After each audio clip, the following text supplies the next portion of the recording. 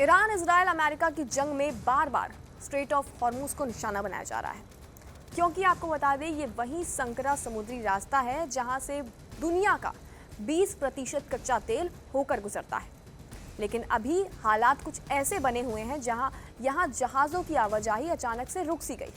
जहां पहले हर 24 घंटे में करीब 60 तेल टैंकर गुजरते थे, अब वहां जहाज़ गुजराना एक बड़ा काम माना जा रहा है। लेकिन इसी बीच भारत ने वो रुख अख्तियार कर लिया है जिससे अब भारत समेत कई देशों को स्ट्रेट ऑफ हॉर्मूज पर निर्भर ही नहीं रहना पड़ेगा। आज की इस रिपोर्ट में हम आपको बताएंगे कि आखिर क्या है भारत का प्लान बी, और साथ ही हम आपको ये भी बताने वाले हैं कि भारत के प्लान बी के चलते चीन और बाकी दुनिया पर क्या असर पड़ रहा है। मेरा नाम है कनिष्का और आप देख रहे हैं जी न्यूज़ का डिजिटल प्लेटफॉर्म। सबसे पहले समझिए कि स्ट्रेट ऑफ हॉर्मूज इतना ज़्यादा इंपॉर्टेंट क्यों है। तो बता दें, ये फारस की खाड़ी को दुनिया के बाकी समुद्री रास्तों से जोड़ने वाला स्ट्रैटेजिक चोक पॉइंट है। सऊदी अरब, यूएई, कुवैत, इराक और ईरान का ज़्यादातर तेल इसी रास्ते से दुनिया तक पहुंचता है, और इसी वजह से जब यहाँ तनाव बढ़ा तो दुनिया भर में ब्रेंट क्रूड ऑयल की कीमतें लगातार उछलने लगी। और साथ ही आपको बता दें कि शिपिंग इंश्योरेंस प्रीमियम बढ़ गया इसके बाद, और एनर्जी मार्केट में इसका घबराहट साफ फैलने लगी। अब सवाल उठता है कि आखिर भारत पर इसका इतना बड़ा असर क्यों पड़ रहा है। भारत अपनी कुल तेल ज़रूरत का लगभग 85% आयात करता है, और उसका बड़ा हिस्सा मिडल ईस्ट से आता है। पहले भारत करीब 45% तेल इसी हॉर्मूज रूट से लेता था, लेकिन जैसे ही यहाँ पर तनाव बढ़ा, भारत ने तुरंत अपनी एनर्जी स्ट्रैटेजी बदल ली। अब भारत ने इस रूट पर निर्भरता घटाकर लगभग 30% कर दी, यानी कि 85 से 30%, और बाकी का 70% सप्लाई ऑल्टरनेट रूट्स और दूसरे सप्लायर से लाई जा रही है। यानी संकट आने से पहले ही भारत ने अपनी एनर्जी डाइवर्सिफिकेशन स्ट्रैटेजी लागू कर दी थी। आपको बता दें कि गैस सप्लाई को लेकर भी बड़ा फैसला सामने आया है।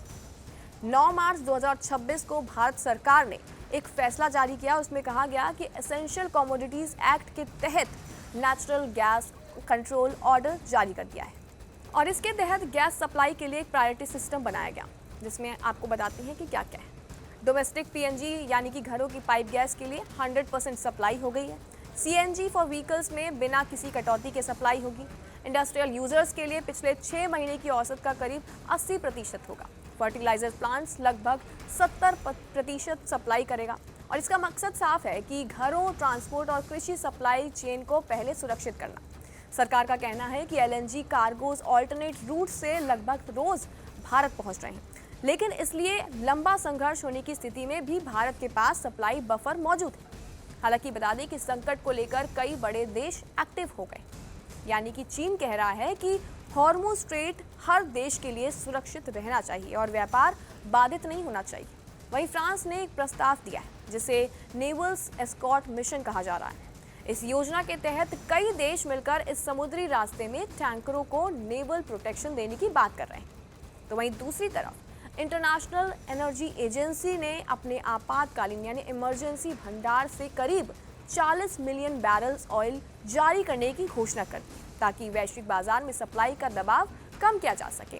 तो वहीं ईरानी नौसेना के कमांडर अलीरेजा तंगसीरी ने साफ कर दिया है कि अब इस रास्ते से गुजरने वाले जहाज़ों को ईरान की अनुमति लेनी ही होगी। यानी ये साफ संकेत है कि हॉर्मूज अब सिर्फ समुद्री रास्ता नहीं रहा है, बल्कि ये एक स्ट्रैटेजिक प्रेशर पॉइंट बन चुका है। भारत के करीब 28 भारतीय झंडे वाले जहाज अभी फारस की खाड़ी क्षेत्र में मौजूद हैं, और इनमें से आपको बता दें कि 24 जहाज हॉर्मूज के पश्चिम में बने हुए हैं, और 4 जहाज पूर्वी हिस्से में हैं, जिनमें से एक जहाज यानी कि जग प्रकाश भारत पहुंच भी गया है।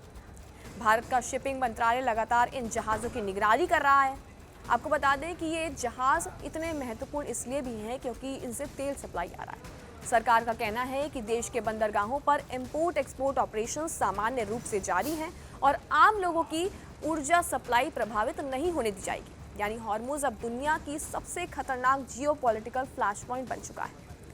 एक तरफ ईरान दबाव बना रहा है, तो वहीं दूसरी तरफ अमेरिका और यूरोप समुद्री सुरक्षा की बातें कर रहे हैं। साथ ही आपको बता दें कि अब दुनिया का तेल बाजार अस्थिर हो चुका है। हर जगह तेल की सप्लाई की किल्लत पड़ रही है। लेकिन इस पूरे संकट में भारत चुपचाप अपनी रणनीति बदलकर ऑल्टरनेटिव सप्लाई रूट्स और डिप्लोमेटिक चैनल दोनों पर काम कर रहा है, क्योंकि अगर हॉर्मुज पर संकट और लंबा चलता है तो ये सिर्फ मिडल ईस्ट की जंग नहीं रहेगी, बल्कि ये अब पूरी दुनिया की एनर्जी सिक्योरिटी की सबसे बड़ी परीक्षा बन जाएगी।